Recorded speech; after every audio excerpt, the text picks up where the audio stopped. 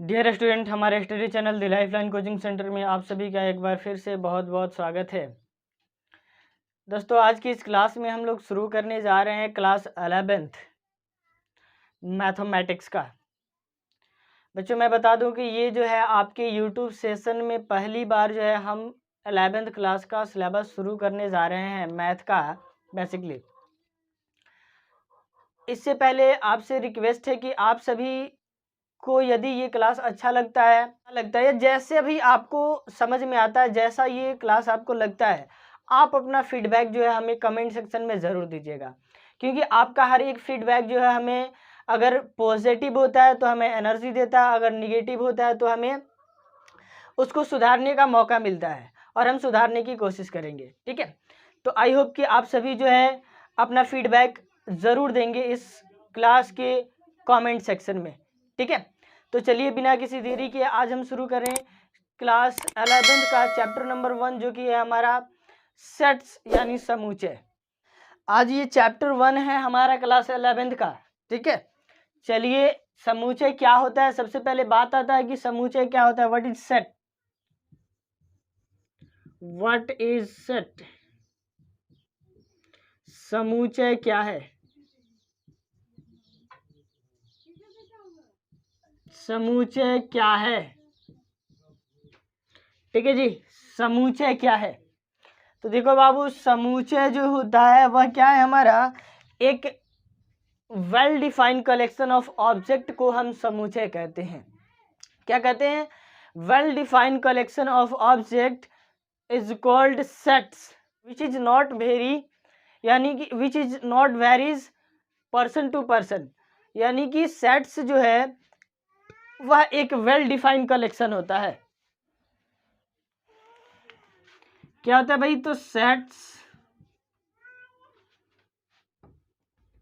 set is a well defined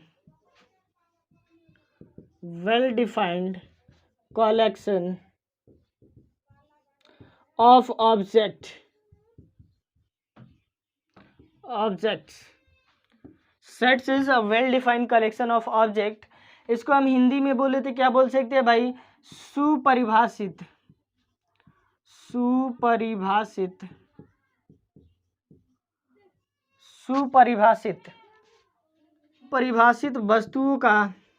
वस्तुओं के संग्रह को समूचय कहते हैं। क्या कहते हैं भाई? समूचय कहते हैं। क्या भाई? Sets is a well defined collection of object. Hindi में बोले तो सुपरिभाषित वस्तुओं के संग्रह को समूचय कहते हैं। ठीक है, यानी कि यहाँ पे सुपरिभाषित वस्तु का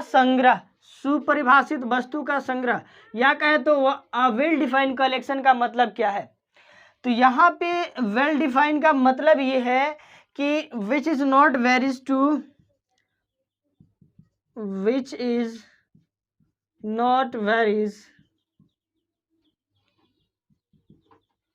पर्सन टू पर्सन।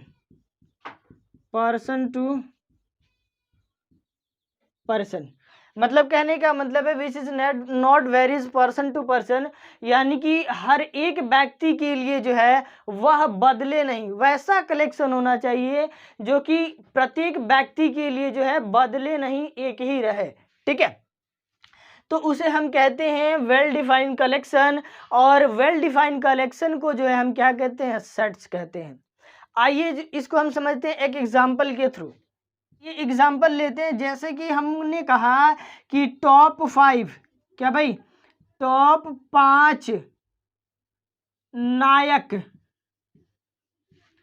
का संग्रह है ना। टॉप 5 नायक मतलब क्या भाई? एक्टर। नायक मतलब क्या भाई? एक्टर। ठीक है, तो टॉप 5 नायक का मैं सपोज दैट कि हमने जो है एक बच्चा को उठाया, क्लास में एक बच्चे को हमने खड़ा किया और पूछा कि बाबू आप बताओ हमें, जैसे कि मैंने जो है मोनू को खड़ा किया और इस मोनू से पूछा कि बाबू आप बताओ कि टॉप 5 एक्टर कौन कौन है। ठीक है, तो मोनू ने जवाब दिया कि सर पहला जो है अमिताभ बच्चन है, ठीक है, दूसरा जो है आमिर खान है, ठीक है, तीसरा जो है आमिर खान है, तीसरा जो है इसने कहा कि सर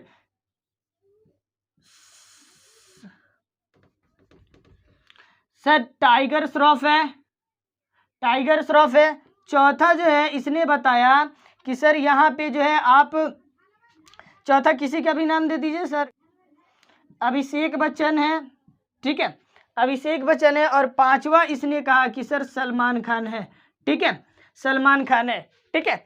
तो मैंने मोनू को खड़ा किया और मोनू ने बताया कि भाई पहला अमिताभ बच्चन, दूसरा आमिर खान, तीसरा टाइगर श्रॉफ, चौथा जो है अभिषेक बच्चन और पांचवा जो है सलमान खान, ठीक है। इसने 5 एक्टर का नाम बताया। फिर जो है मैं कहता हूं कि बाबू मोनू आप अब बैठ जाओ, सोनू को खड़ा करो, ठीक है। हम सोनू से अब फिर पूछते हैं यही बात कि बाबू आप बताओ कि जो है कि 5 टॉप एक्टर का नाम, ठीक है, 5 टॉप एक्टर का नाम, ठीक है। यहाँ पे सोनू जो है कहता है कि सर पहला जो है ना खेसारी लाल है, ठीक है, पहला खेसारी लाल है। दूसरा कहता है कि ये पवन सिंह है सर, ठीक है। ये तीसरा कहता है कि सर यहाँ पे जो है ना वो क्या कहते हैं, चलिए बॉलीवुड वालों को भी हम थोड़ा सा पसंद करते हैं तो इनमें अमिताभ बच्चन जी को भी डाल देते हैं, ठीक है। दूसरा कि इसमें कहता है कि सर ये आमिर खान जो है ना बहुत अच्छा 3 इडियट पिक्चर बनाया था, ठीक है। और इसमें जो है सलमान खान का जो है मैं बड़ा फैन हूँ, तो इसने 5 एक्टर का नाम बता दिया। पहला क्या भाई खेसारी लाल, दूसरा पवन सिंह और तीसरा अमिताभ बच्चन, चौथा जो है आमिर खान, पांचवा जो है सलमान खान, ठीक है। तो थोड़ा सा समझने की बात, हंसने की बात नहीं, यहाँ पे थोड़ा सा समझने की बात ये है कि जो है कि मोनू ने 5 एक्टर का जो नाम बताया था, सोनू ने जो है 5 एक्टर का जो नाम बताया था, वह इन दोनों के अकॉर्डिंग जो है इसका जो 5 टॉप एक्टर इसके नज़रिए से थे वो इसके नज़रिए से नहीं है, और इसके नज़रिए से जो 5 एक्टर हैं वो इनके नज़रिए से नहीं है, ठीक है। तो अगर कोई कलेक्शन जो है इस तरह से व्यक्ति दर व्यक्ति वैरीज करता हो, बदलता हो, तो वह क्या होता है, it is not a set, it is not a set, it is not a set, ये जो है एक समूचय नहीं हो सकता है, ठीक है। देखिए भाई मोनू से हमने पूछा तो ये कुछ और बताता है, सोनू से हमने पूछा कुछ और बताता है, हमने बबलू से पूछा उसने कुछ और बताया। तो ये व्यक्ति दर व्यक्ति जब सेट्स, जब कलेक्शन जो है चेंज होते रहे तो वह जो है क्या होते हैं भाई, वह सेट्स नहीं होते हैं। याद रहेगा, याद रहेगा।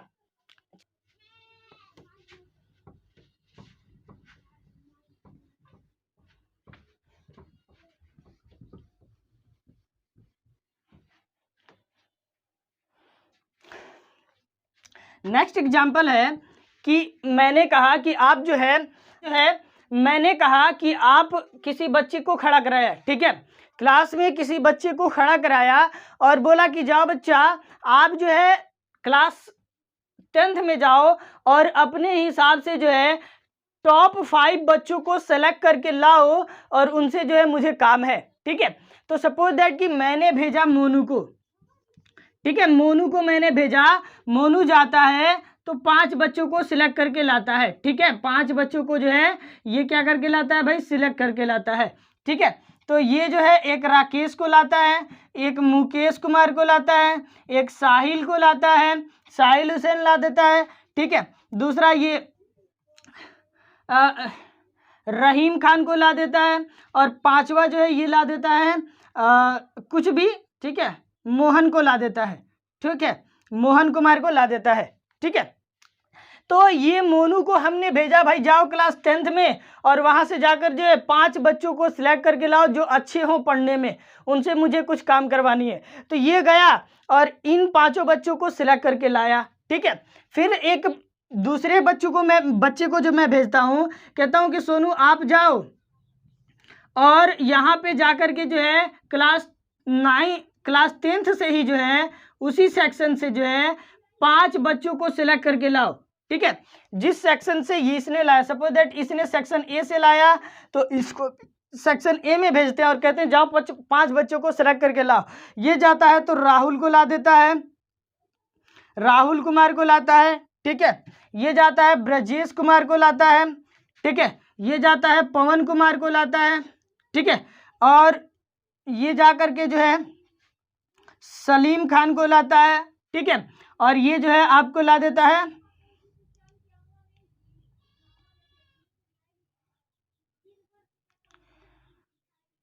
वरुण कुमार को ला देता है, ठीक है।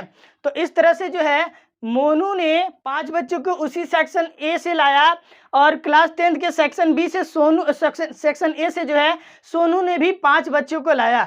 लेकिन देखने को क्या मिला कि दोनों के नज़रिए से जो है अच्छे बच्चे जो हैं यानी टॉप बच्चे जो हैं अलग अलग है। मोनू देखता है तो इसको कुछ जैसे कि राकेश, मुकेश, साहिल, राजेश, ठीक है, मोहन कुमार, ये सभी जो है दिखाई देते हैं टॉप बच्चे। और वही ये जाता है तो ऋतिक कुमार, ब्रजेश कुमार, पवन कुमार, साहिल, सलीम खान और वरुण कुमार जो है इनको अच्छे स्टूडेंट दिखाई देते हैं, इन्होंने इनको सिलेक्ट करके ला दिया, ठीक है। तो देखने को क्या मिलता है कि इनके सिलेक्शन और इनके सिलेक्शन से जो है दोनों का सिलेक्शन जो है बदल रहा है, एक दूसरे से वैरीज कर रहा है, एक दूसरे से मैच नहीं कर रहा है। तो ऐसा कलेक्शन जो है सेट्स नहीं कहलाता है, याद रहेगा, ऐसा कलेक्शन जो है सेट्स नहीं कहलाता है, समूचे नहीं कहलाता है, ठीक है। It is not a sets, it is not a sets, ठीक है, क्लियर है। चलिए, तो सेट्स होते कैसे हैं एक एग्जांपल और करते हैं, आई होप कि उसको समझ में आएगा आपको। चलिए, नेक्स्ट एग्जांपल हमने लिया और कहा कि मैं जो है इसी मोनू को बुलाता हूं, ठीक है, और इधर सोनू को भी बुलाता हूं, ठीक है। मैं कहता हूं मोनू से कि बाबू आप बताओ कि फर्स्ट, मोनू आप बताओ कि फर्स्ट 5 नेचुरल नंबर कौन है। तो ये बोलेगा 1, ये बोलेगा 2, 3, 4, 5, ठीक है। फर्स्ट 5 नेचुरल नंबर कौन है? मोनू ने जवाब दिया सर 1, 2, 3, 4, 5, ठीक है। फिर मैंने सोनू को कहा कि बाबू आप बताओ कि जो है आप बताओ कि फर्स्ट 5 नेचुरल नंबर कौन है, प्राकृतिक संख्या कौन है। तो ये हो गया, इसने कहा 1, 2, 3, 4, 5, ठीक है। मीन्स देखने को क्या मिला कि मोनू से भी जो सवाल हमने किया वही सवाल सोनू से भी किया। मोनू से मैंने पूछा कि प्रथम 5 प्राकृत संख्या कौन होंगी, इसने बताया 1 से लेकर 5 तक।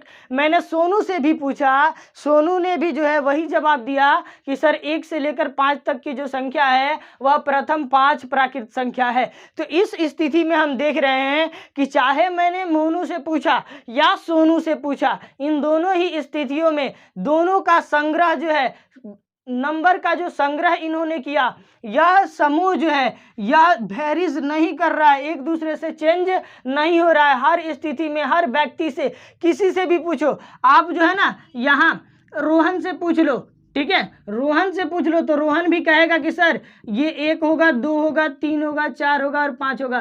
कहने का मतलब आप किसी से भी पूछो रिजल्ट वही मिलने वाला है, किसी का रिजल्ट जो है चेंज नहीं होगा। मीन्स कि ये जो है हमारा क्या है, एक सेट है, ठीक है, ठीक है। तो आई होप कि अब समूचे कौन होगा और कौन नहीं होगा आप समझ चुके हैं, ठीक है। एक और एग्जांपल हम लेते हैं थोड़ा सा।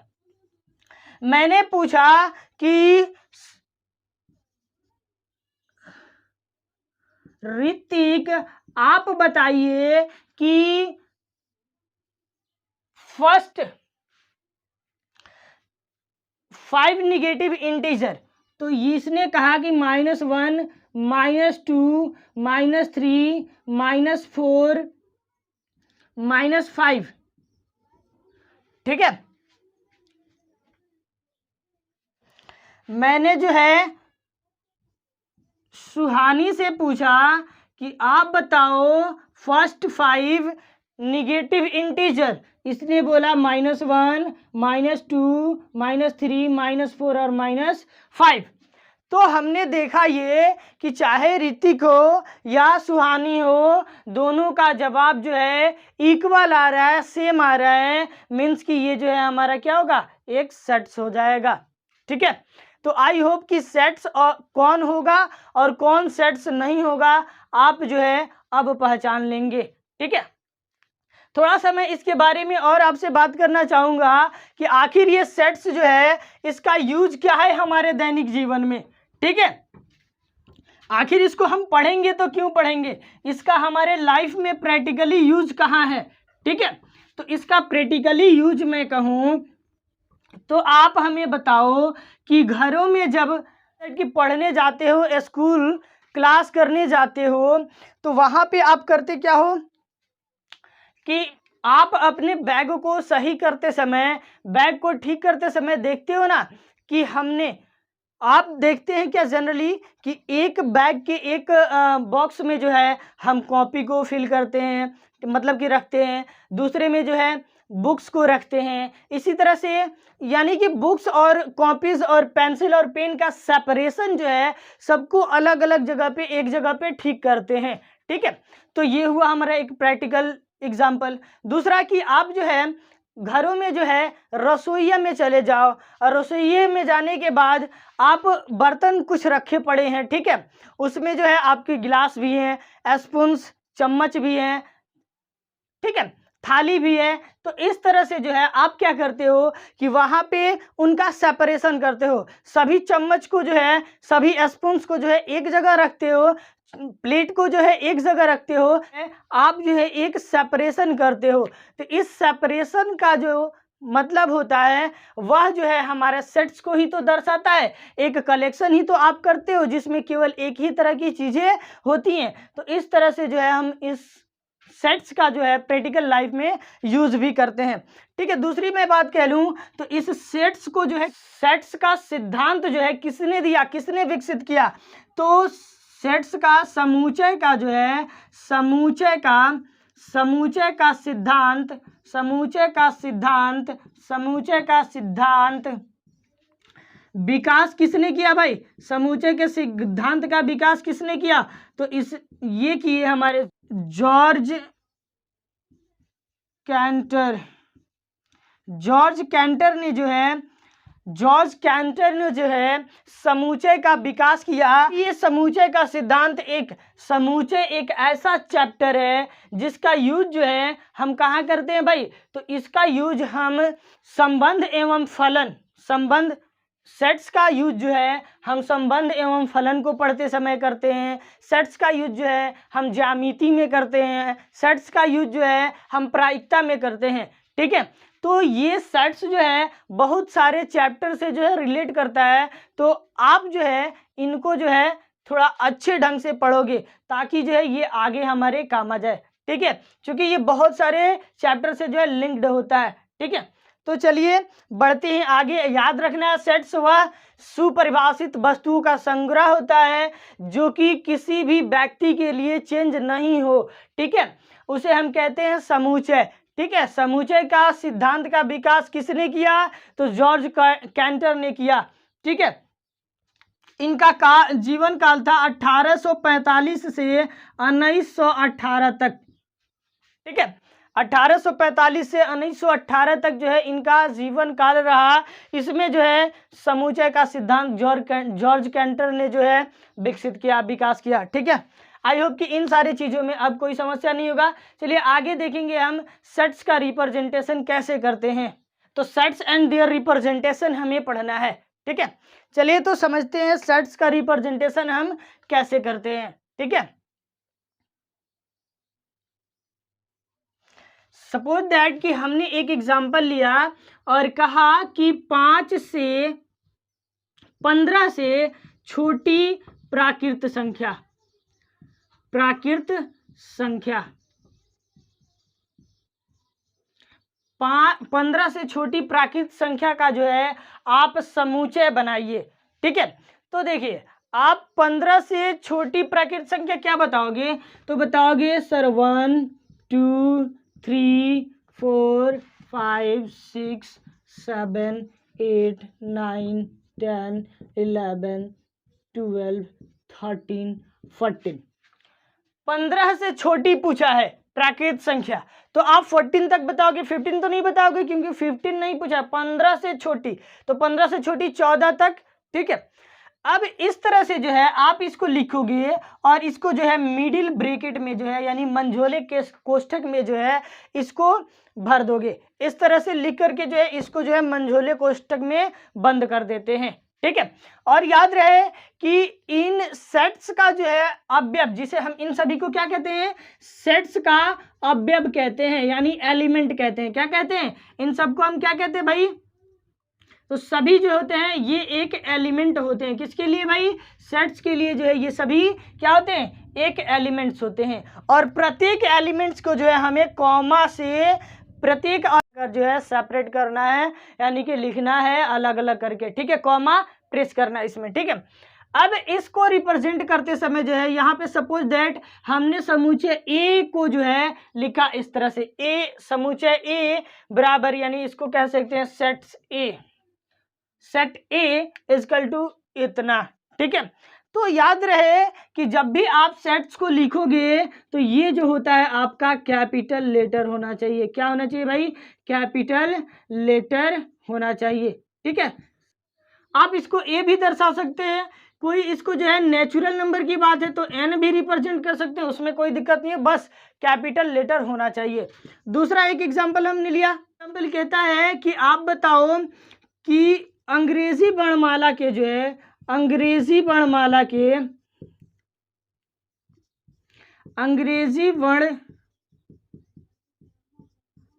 के स्वर, ठीक है। तो आपको जो है ऐसे दिया रहता है, तब जो है आपसे पूछता है कि उसके लिए आप समूचय लिखिए, ठीक है। तो आप जानते हैं क्या होता है भाई, ए होता है, ई होता है, आई होता है, ओ होता है, यू होता है, ठीक है। आपने इसको ऐसे लिख दिया और इसको लिख दिया भी, ठीक है। तो इस तरह से जो है हम समूचय को रिप्रेजेंट करते हैं। आगे चलते हैं तो एक और एग्जांपल हमने कहा कि अगर ऐसा है X square X by 5 equal to, इधर में कर लेते हैं 5, ठीक है। तो इसको सॉल्व कीजिए और इसके लिए जो है समूचय बनाइए। तो इसको जब हम सॉल्व करते हैं तो क्या मिलता है, x इजकल टू 5 इंटू 5, ठीक है। इसको एक्स स्क्वायर कर लेते हैं थोड़ा सा, ठीक है, थोड़ा और अच्छा हो जाएगा। तो एक्स स्क्वायर, तो इसको एक्स स्क्वायर कर लेते हैं, ये 5 चला गया इधर मल्टीप्लाई में, तो ये हो गया एक्स स्क्वायर इजकल टू 25, ठीक है, ठीक है। यहाँ पे क्या मिल गया भाई, एक्स इजकल टू हमें क्या मिल जाएगा, तो मिल जाएगा अंडर रूट 25, तो निकल के क्या आएगा भाई वैल्यू हमारा, तो निकल के आएगा एक्स इजकल टू -5 + 5, यही ना। तो इसका सॉल्यूशन क्या मिला भाई, तो ये हो जाएगा हमारा solution of sets equal to -5 +5, ठीक है। तो इस तरह से जो है हम सेट्स का रिप्रेजेंटेशन करते हैं, ठीक है। तो ये तो थी बेसिक बातें, ठीक है। अब देखिए सेट्स का रिप्रेजेंटेशन जो है दो तरह से होता है, एक होता है टेबुलर फॉर्म या रोस्टर फॉर्म में, और दूसरा होता है हमारा सेट बिल्डर फॉर्म में, ठीक है। तो आइए समझते हैं सेट बिल्डर फॉर्म और टेबुलर फॉर्म क्या होता है, ठीक है। समूचय को निरूपित करने की दो रूप, एक सेट बिल्डर फॉर्म, दूसरा टेबुलर और रोस्टर फॉर्म।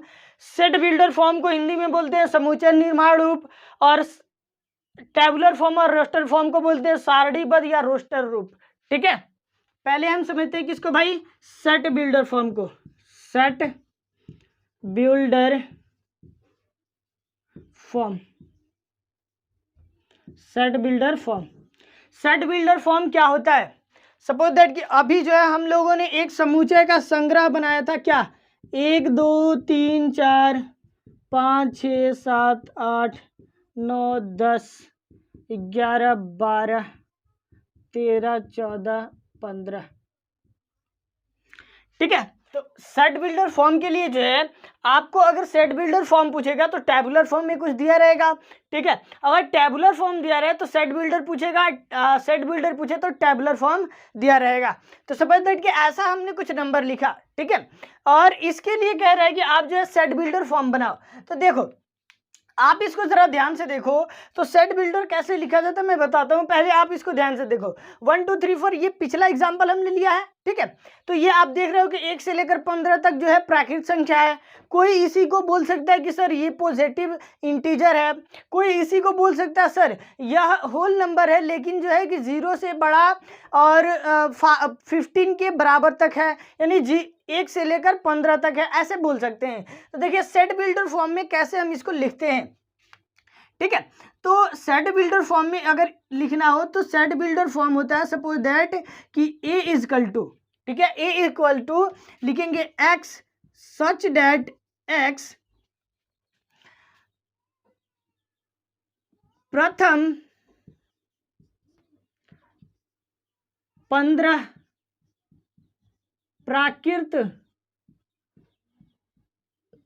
संख्या है, ठीक है। तो इसी चीज को जो है हमने इस रूप में लिखा, तो ये हो गया हमारा सेट बिल्डर फॉर्म, ठीक है। ये हो गया हमारा क्या भाई, सेट बिल्डर फॉर्म। तो यहां पे ये चीज क्या परिभाषित करता है कि इस वाली चीज का जो है, इस वाले का डेफिनेशन क्या बन सकता है, इसको परिभाषित कर दे रहा है ये वाला चीज। इसकी कहने का मतलब है कि x जो है यहाँ पे x ऐसा है, x ऐसा है कि x जो है कि प्रथम 15 प्राकृत संख्या है। तो ये प्रथम 15 प्राकृत संख्या है, कह रहे कि x ऐसा है कि x जो है प्रथम 15 प्राकृत संख्या है। तो ये x जो है इस वाले स्टेटमेंट को क्या करता है, परिभाषित कर देता है, ठीक है, परिभाषित कर देता है। अब देखिए इसी को जो है ना सेट बिल्डर फॉर्म में जो है इसी चीज को जो है कि अलग ढंग से जो है हर एक आदमी जो है अलग तरह से सोचता है। तो सेट बिल्डर फॉर्म में सबका जो है मतलब कि सेट जो होता है वो अलग हो सकता है। जैसे कि किसी दूसरे व्यक्ति ने बोला कि B is a set X such that X प्रथम 15 धनात्मक पूर्णांक संख्या है। क्या है भाई, पूर्णांक संख्या है।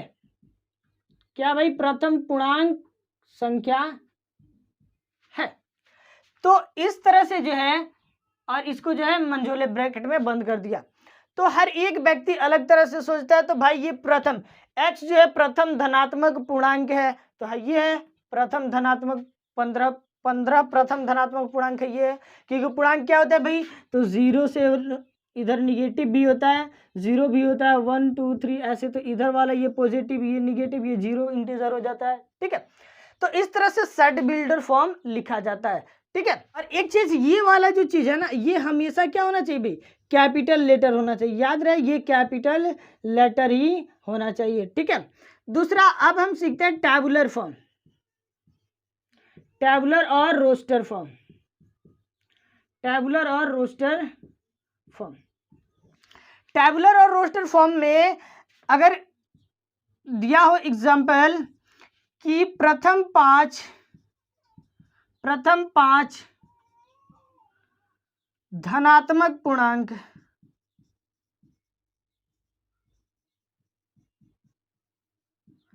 अब इसके लिए हमें टैबुलर फॉर्म लिखना है।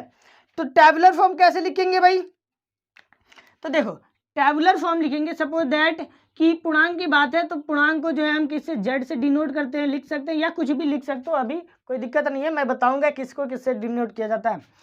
तो इसके लिए हमें प्रथम 5 धनात्मक पूर्णांक कौन कौन होंगे भाई, तो 1 होगा, 2 होगा, 3 होगा, 4 होगा, यही ना। तो प्रथम 5 धनात्मक पूर्णांक तो हो गया 1 2 3 4 5 बंद, ठीक है। याद रहे कि टैबुलर फॉर्म में जो है यहां पे जो सेट्स को डिनोट किया जाता है ये हमारा कैपिटल लेटर होना चाहिए, कैपिटल लेटर होना चाहिए। दूसरा कि इसका प्रत्येक अवयव, प्रत्येक एलिमेंट के बीच जो है कॉमा लगा होना चाहिए, ठीक है, याद रहे। और उसके बाद जो ये मंझोले ब्रैकेट में जो है, यानी मंझोले कोष्टक में जो है, मिडिल ब्रैकेट में जो है ये बंद होना चाहिए, ठीक है। एक चीज और है इसमें, ठीक है, क्या है उसको देखिए जरा थोड़ा सा ध्यान से, कि टैबुलर फॉर्म जो होता है, tabular form in tabular form में क्या होता है, सपोज दैट कि अगर एक एग्जांपल हमें लेना है कि अंग्रेजी वर्णमाला का जो है क्या लेना है, स्वर लेना है, यानी वॉवेल्स का जो है हमें क्या लेना है भाई, वॉवेल्स का जो है टैबुलर फॉर्म लिखना है।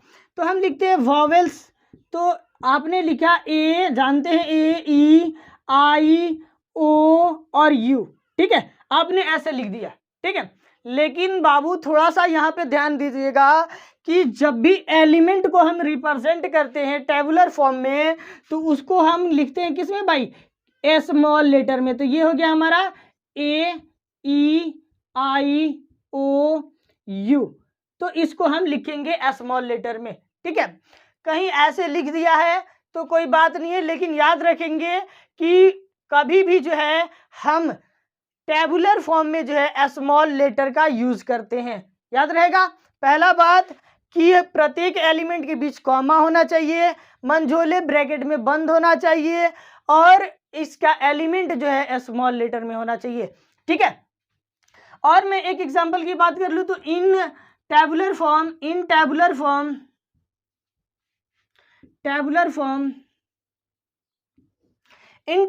होता क्या है कि यहाँ पे जो है आप देखो ध्यान से, यहाँ पे जो है element should not be repeated. In tabular form element should not,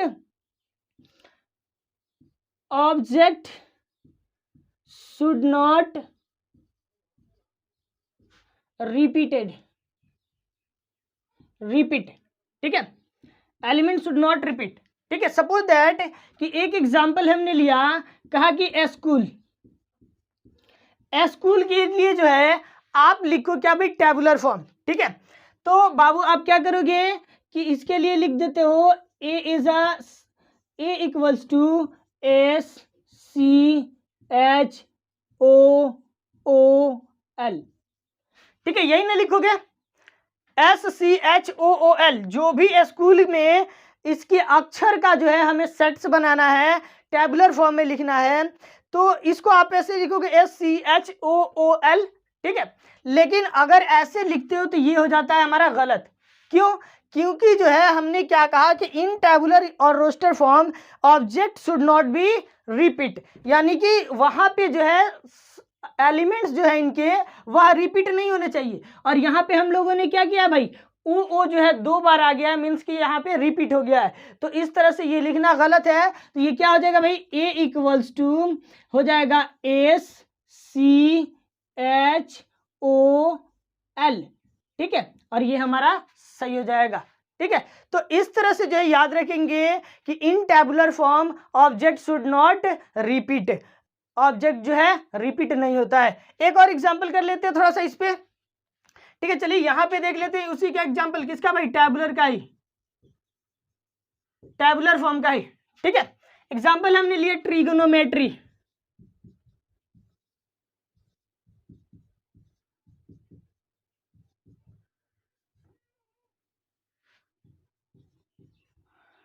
trigonometry के लिए जो है हमें टेबुलर फॉर्म में सेट्स बनाना है, ठीक है। तो हम क्या लिखते हैं, ए इक्वल्स टू क्या हो जाएगा भाई, तो सबसे पहले तो Manjhola bracket TRIGON,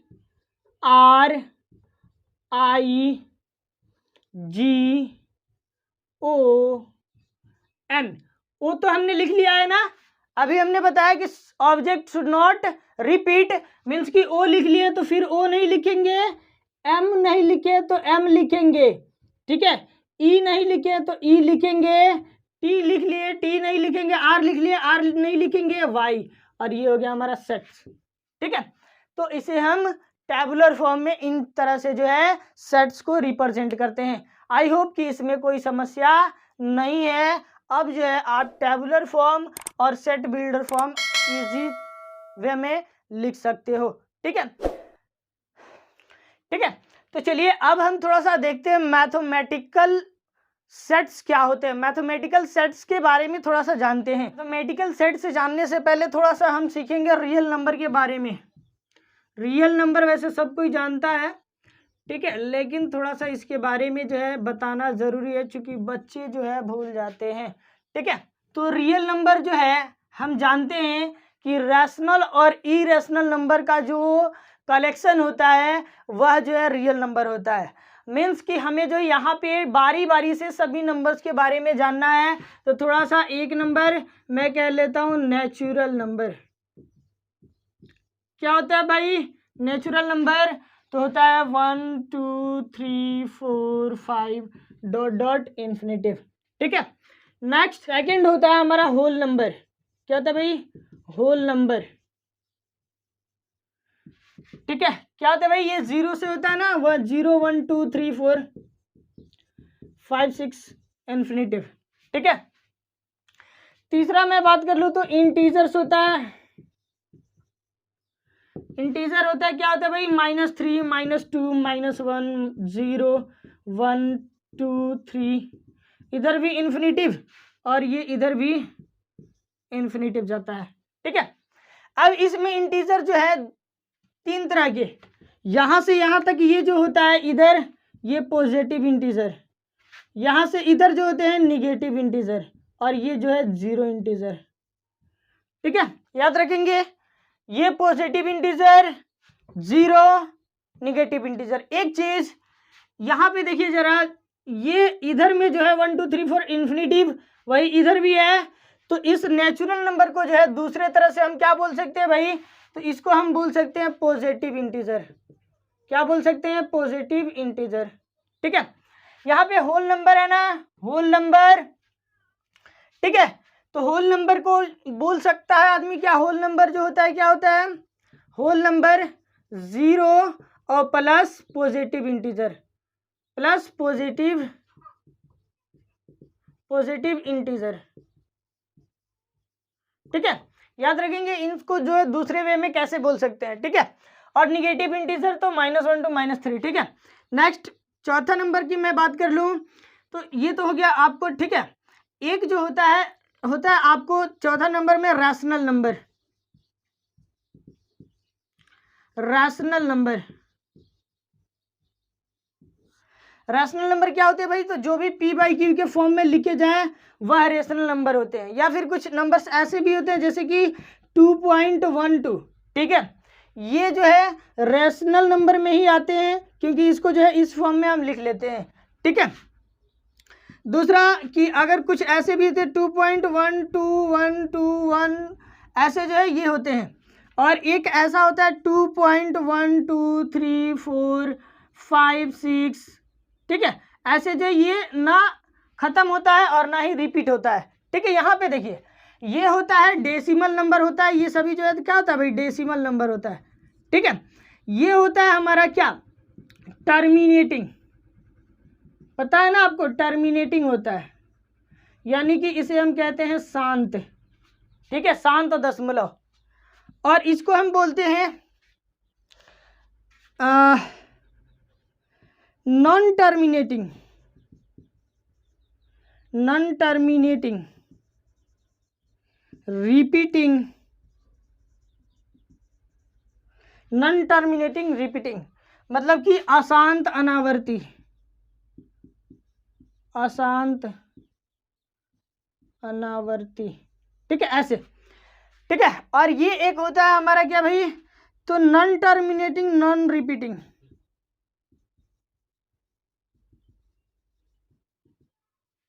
non terminating non repeating, non repeating. ठीक है।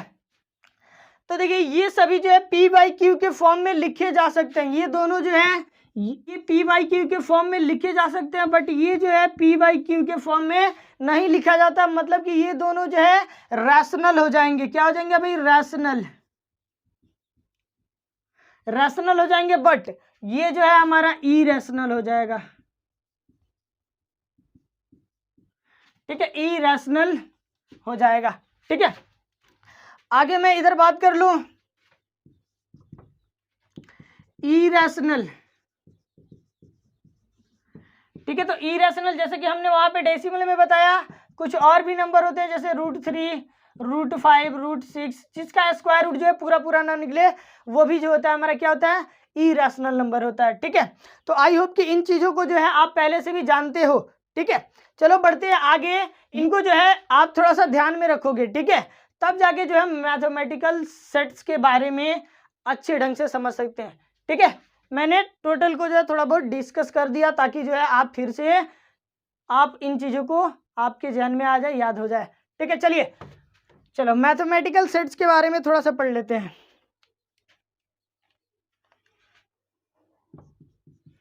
जैसे कहा जाए प्राकृत संख्याओं का समुच्चय, प्राकृत संख्याओं का समुच्चय,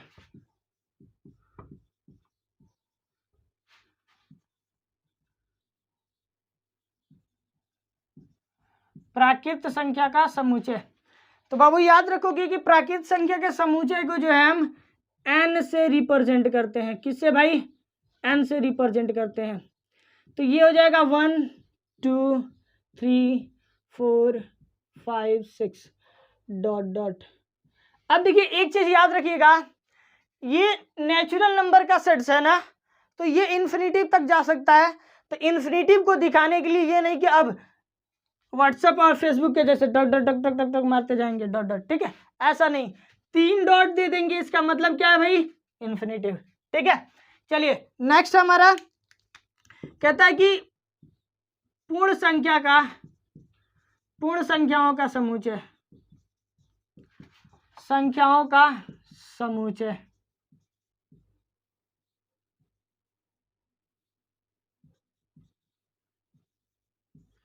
ठीक है। तो पूर्ण संख्याओं के समुच्चय को हम रिप्रेजेंट करते हैं W से,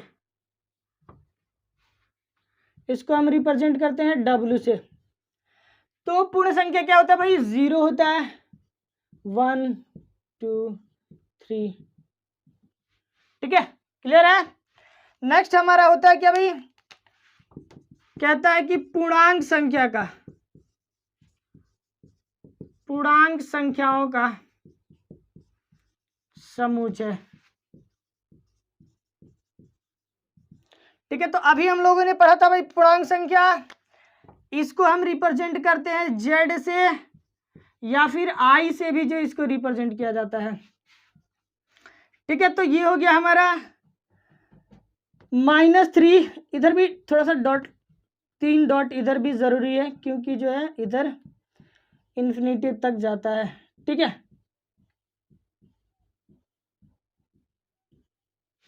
ठीक है, तो आई होप पूर्णांक संख्या का इंटीजर किससे लिखा जाता है? Z से, और ये हो गया इसका समुच्चय, ठीक है। अब इसमें बात आता है कि भाई परमीय संख्या का समुच्चय, परमीय संख्या के समुच्चय को कैसे लिखते हैं?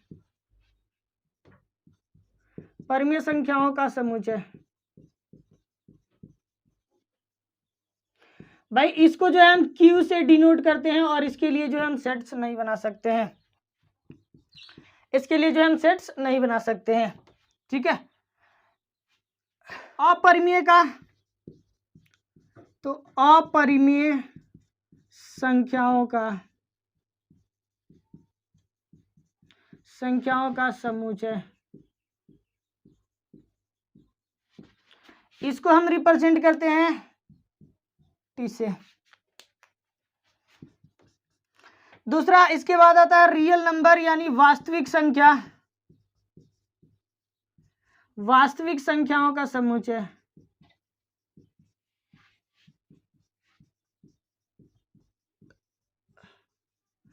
तो इसको हम रिप्रेजेंट करते हैं भाई R से, ठीक है। इसका भी सेट्स हम नहीं बना सकते, ठीक है। आगे इसमें बात किया जाए तो देखिए कुछ ऐसे भी सेट्स होते हैं जैसे कि कहता है कि धनात्मक पूर्णांक संख्या, तो कह दे अगर धनात्मक पूर्णांक संख्या, धनात्मक पूर्णांक संख्याओं का समुच्चय, धनात्मक पूर्णांक संख्याओं का समुच्चय, तो इसको हम रिप्रेजेंट करते हैं पूर्णांक को हम Z से, तो इसको कर देंगे Z+ से, ठीक है।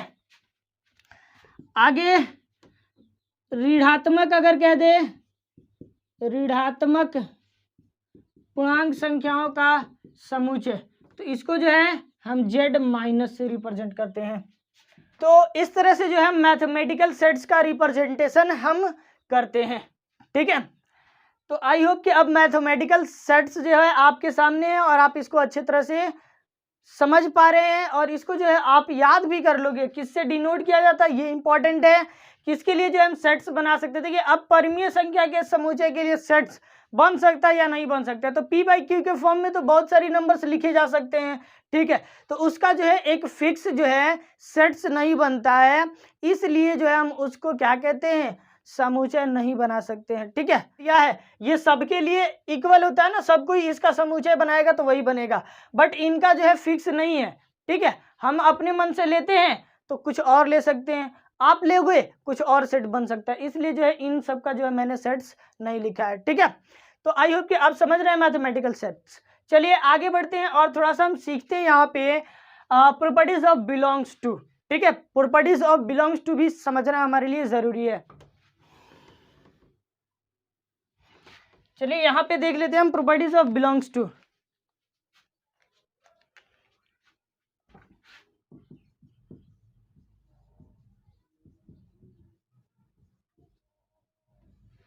प्रॉपर्टीज ऑफ बिलोंग्स टू,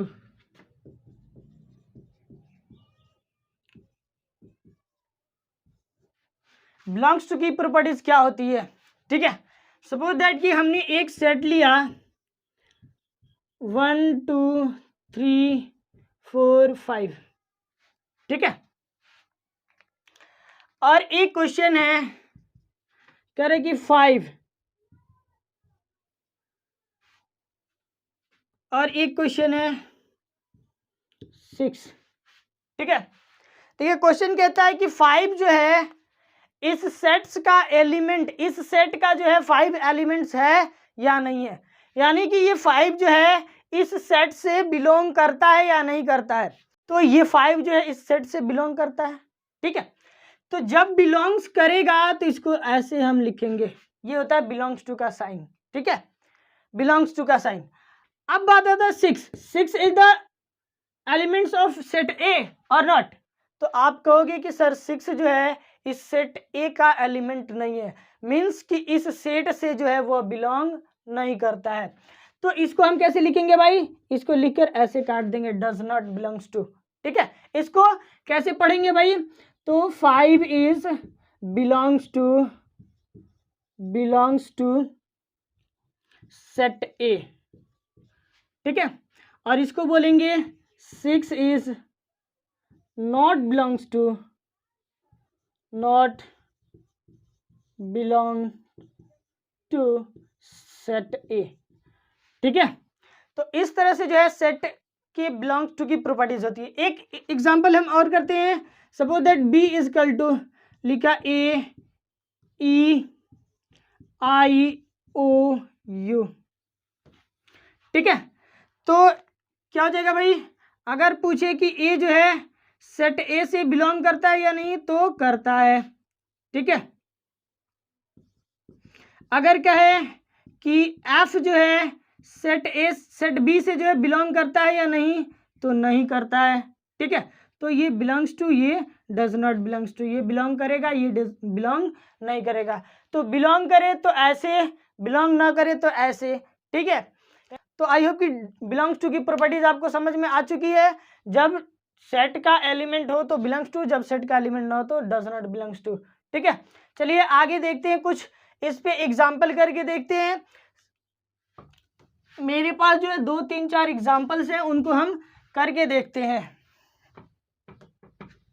तो हमने सम एग्जाम्पल्स में 2 एग्जाम्पल अभी लिए, 2 एग्जाम्पल और हम करेंगे। ठीक है, देखिए कह रहा है कि एक नंबर समीकरण x square minus 5x plus 6 बराबर 0 के हल को रोस्टर रूप में लिखें, यानी कि इसके हल को जो है आपको टेबुलर फॉर्म, रोस्टर फॉर्म में जो है लिखना है।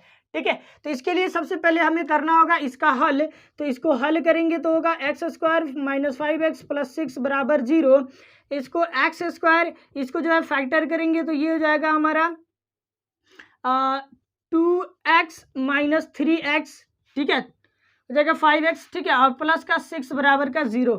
ठीक है, तो इसको अब हम क्या करेंगे, यहाँ से कॉमन लेंगे क्या, x, तो ये बचा x माइनस 2। ठीक है, यहाँ से कॉमन लेंगे -3, तो ये बचा x और -2 बराबर का 0। ठीक है, ये लिखेंगे हम x -2 कॉमन, तो ये बचा हमारा x -3 बराबर 0। तो लिखेंगे if x -2 equals to 0, therefore x equal to +2। और इधर कर लेंगे x -3 बराबर 0, तो x इक्वल टू +3। ठीक है, +3 क्या है या 3 क्या है? तो हल क्या मिला भाई? मिला क्या? x equal to 2, 3। तो इसी को जो है हमें रोस्टर फॉर्म में लिखना है, तो लिख देंगे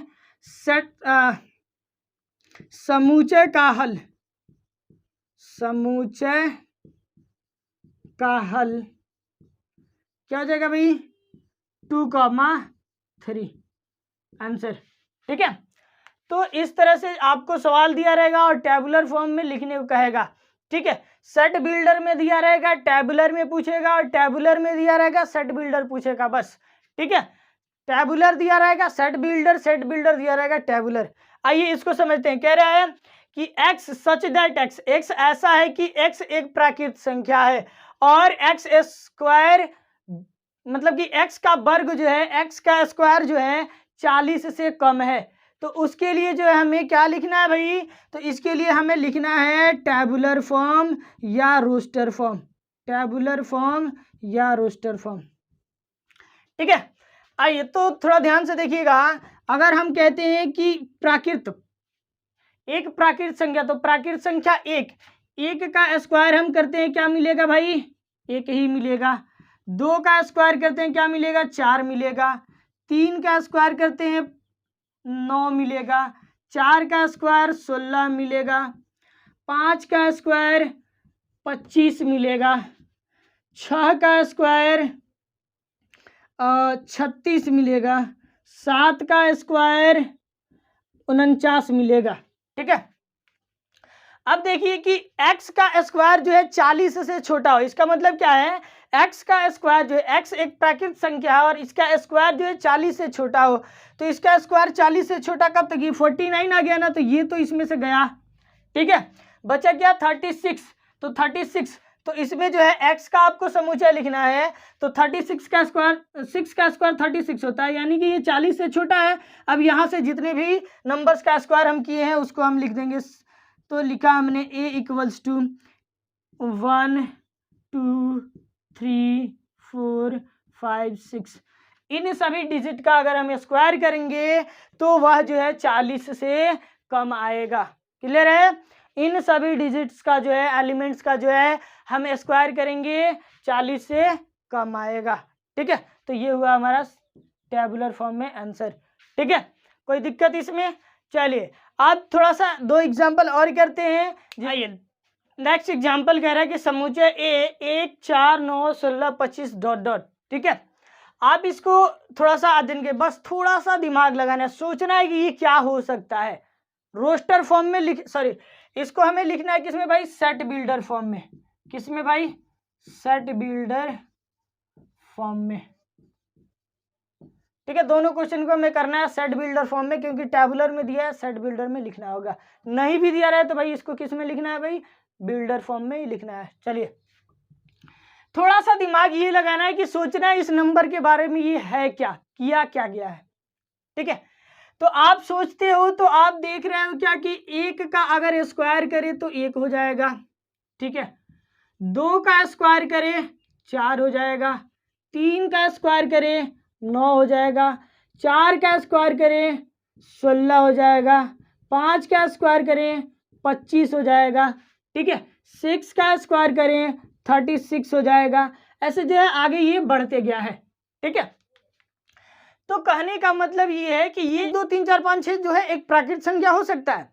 तो हमने सोचा ये कि 1 2 3 4 5 6 का जो है ये स्क्वायर किया गया, मतलब कि लगातार जो है प्राकृत संख्याओं का स्क्वायर किया जा रहा है।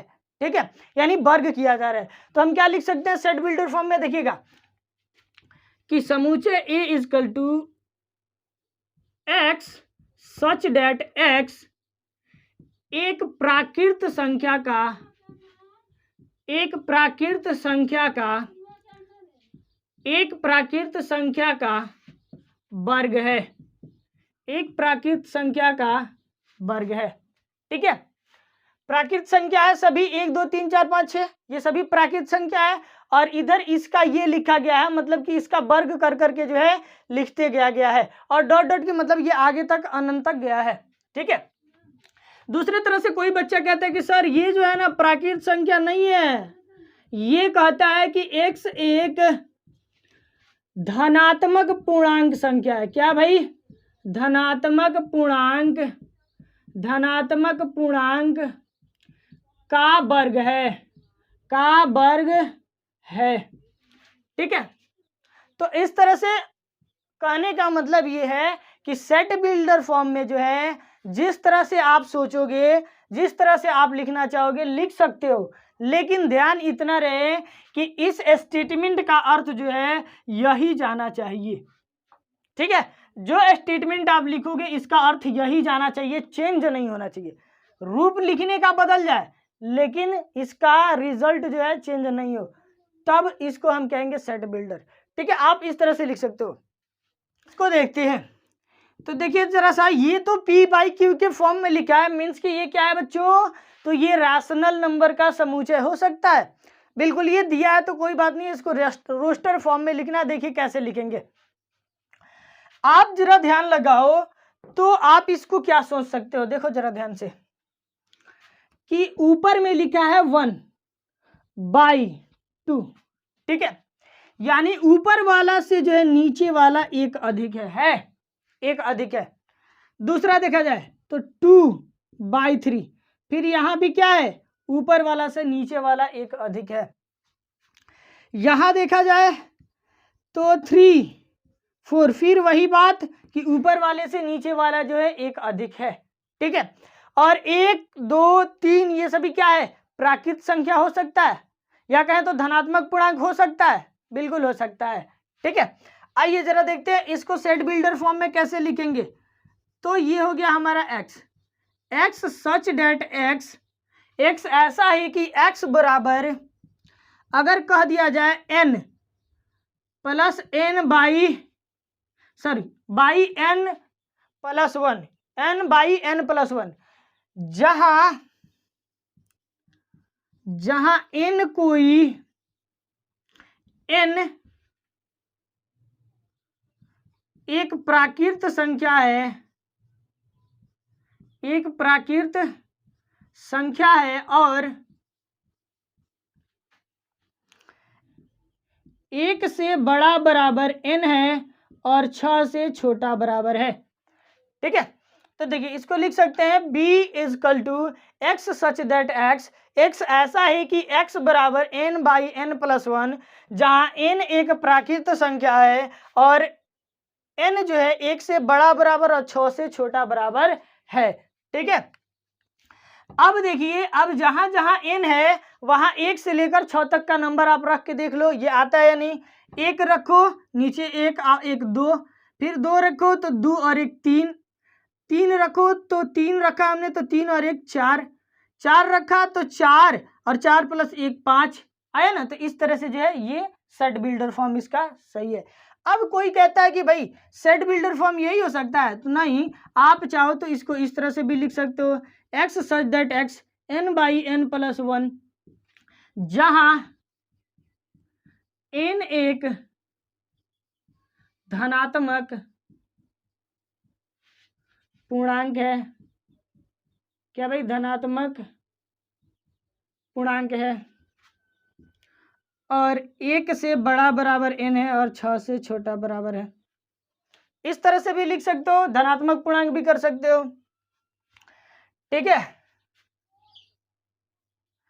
और इसको चाहो तो इस तरह से भी लिख सकते हो कि सेट b जो है ये x such that x = n by n plus 1, जहां n एक पूर्ण संख्या है।